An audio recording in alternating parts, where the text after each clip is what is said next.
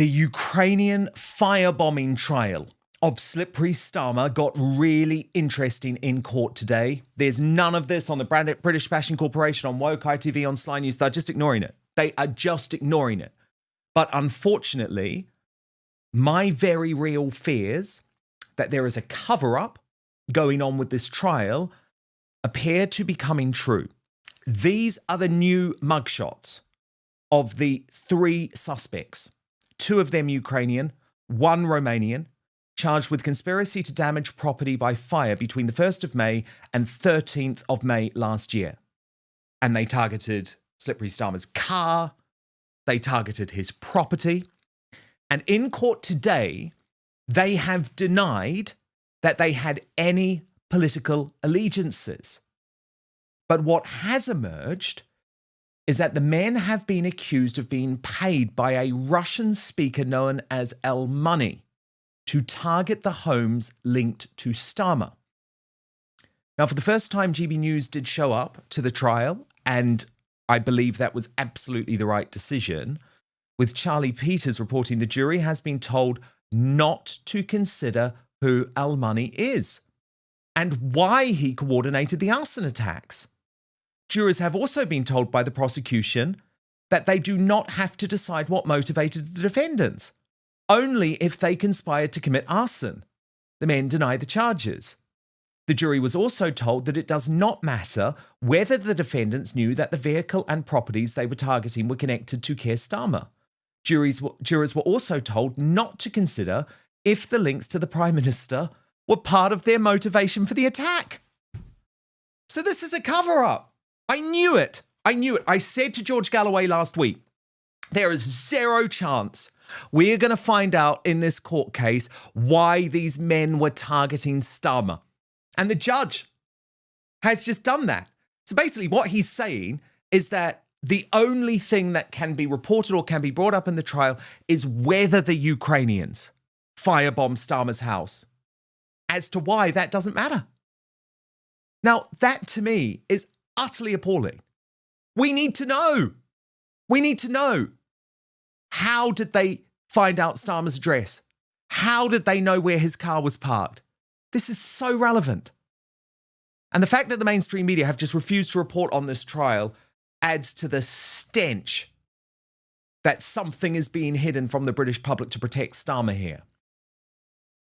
Now, it has also emerged today that Nigel Farage, the Reform UK leader, has also been firebombed. He made this admittance in a print interview with the Daily Telegraph to justify why he has taken a £5 million donation to pay for security for the rest of his life. That interview was not on camera, so our outspoken AI wizards have recreated what Farage said. Arson attempt. I wasn't at home at the time, but when I came back and opened the door, I found the damage.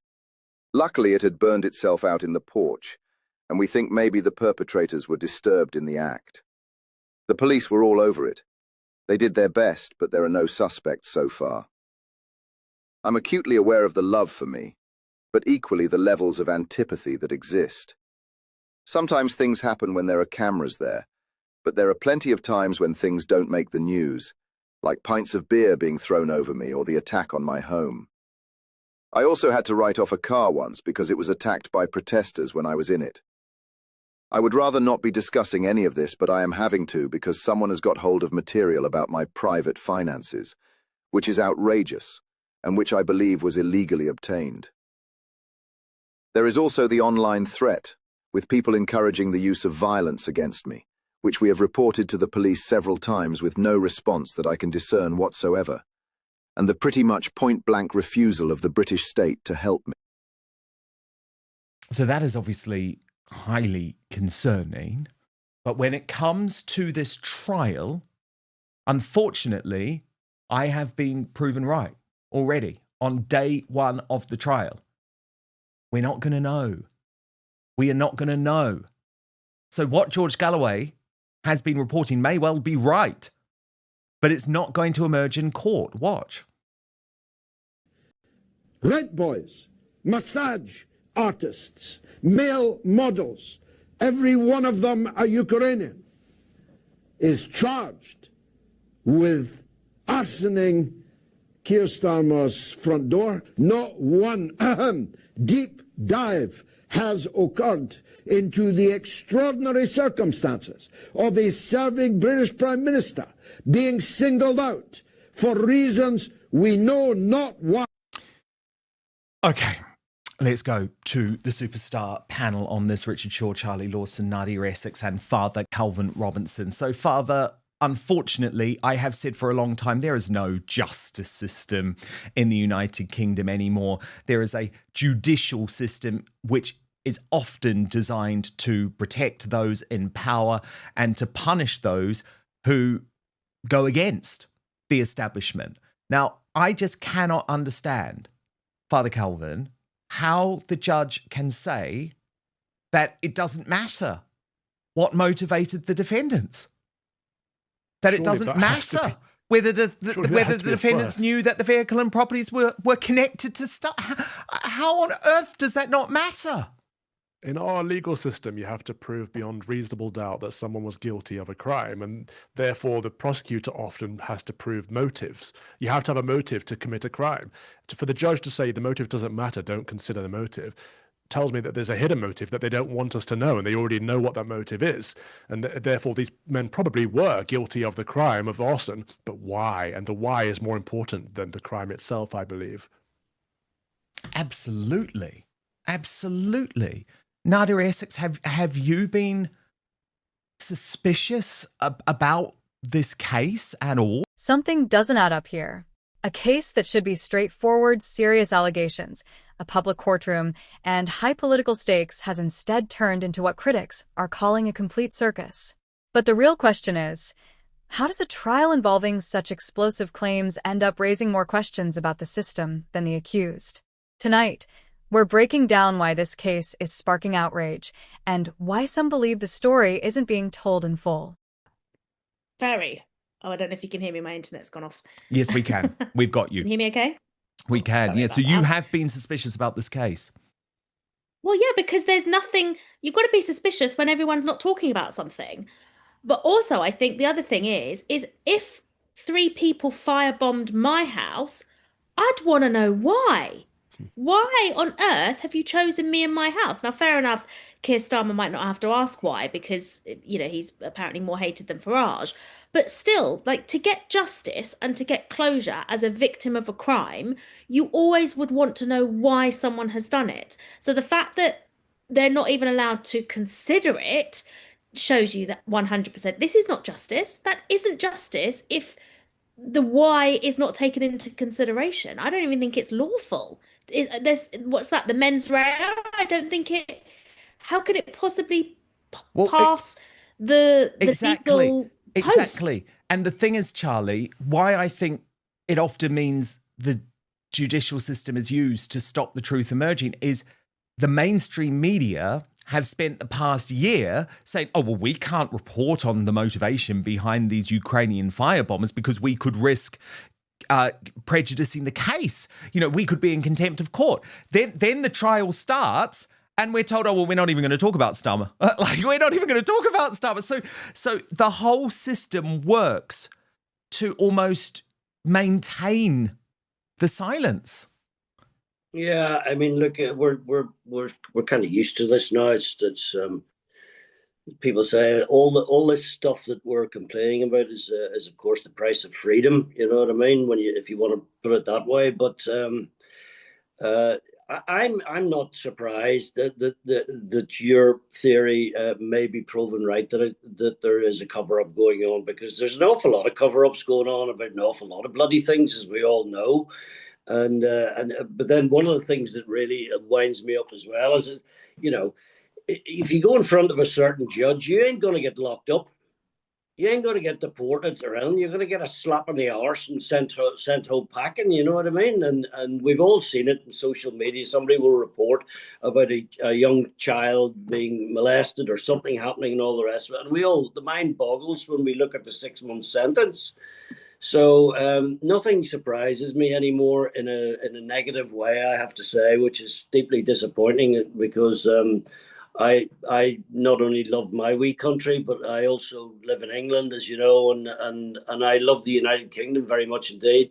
I think it's a rather sad place to live at the moment, and I think all the topics you're touching reflect that. I would be so listening to Father there. I'm acutely aware that we are a Christian country. I go on Remembrance Day and a VJ Day, and I participate in services. I grew up in Northern Ireland, which, as you know, is a fundamentally religious place. So I've always been acutely aware of all that. But we are in danger of losing our Christian society, but I digress. When a trial stops feeling like justice, courtrooms are supposed to be predictable, structured, transparent. But when proceedings begin to look inconsistent, whether it's how evidence is handled, what gets allowed, or even the tone of the judge, people start to notice. And that's exactly what's happening here. Observers aren't just reacting to the case itself, they're reacting to how the case is being managed. Because in high-profile trials, perception matters just as much as procedure. And once trust starts to slip, it's very hard to get it back. Journalists to find out about these 3 Ukrainians, or the 2 Ukrainians and the Romanian. And I hope to God there is an investigative journalist out there who's prepared to get his hands dirty and get down and get his what's going on. You know what I mean? Exactly, because there is a scoop of the century. There are good journalists out there. They're not all up their own backsides, you know what I mean, and worshipping Keir and all his lot. So it's to be hoped that, or there is a television company. Remember the days of World in Action, etc. Yeah. I mean, Panorama couldn't even spell Panorama anymore, but we know that. But if somebody actually came along and said, right, let's find what is going on here. Boris Johnson or Keir Starmer, or anybody. The fact is, it's a public representative, and if there's a cover-up, then we bloody well need to know about it. 100%. So well put. Love how you put it, Charlie. By the way, 2 brilliant independent journalists, Will Coleshill and Jonathan Wong, are covering this case. We're checking in with them as the week goes, but they are very worth following on this. Richard Shaw, now you were saying you stood as a Reform UK candidate, but you worry that something has happened to Nigel Farage. Then we learned today that he is just petrified about his security and that there was this firebombing attempt at his house. Do you think that could have played a role in the softening of his positions? Serious fears that he is being targeted? I get the feeling that his position softened long before then. I think Farage is rolled out as the poster child of the right. He's being put there centre stage as the alternative, and I think obviously that's going to draw a lot of attacks from the left and from people who don't look into it too deeply. The thing is, we're used to the red puppet and the blue puppet, your Labour Conservative puppet show, and the establishment know that they've ruined both of their puppets now, so they need new puppets. So now they've got the green puppet and the teal puppet, and it's just the same. It's the same puppet show. It's the same Punch and Judy show that we've been watching for years. But obviously, because politics has become so polarised now, Farage is seen as this right-wing boogeyman that the radical left will target him, even if he is, nothing more than a puppet on a string. They don't know that because they're not paying enough attention. No, indeed. Well, look, we are keeping on this trial, but unfortunately, as I predicted, the cover-up is already on.